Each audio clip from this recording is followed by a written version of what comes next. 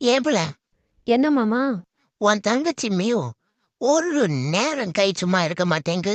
எப்ப பாரு மொபைல் தான். ம் ம். நீ வேற மாமா, எதையாவது சொல்லிட போறேன். இந்த அரிப்பு சிறங்கு வரவங்க கை கூட கொஞ்ச நேரம் சும்மா இருக்குமாமோய். இந்த டச்சு போன் வச்சிருக்காங்களே, அவங்க கை ஒரு நேரம் சும்மா இருக்காது. அதுவும் சரிதான் பிள்ளை. சொன்னா நம்ம கெட்டவங்க ஆயிரியம்.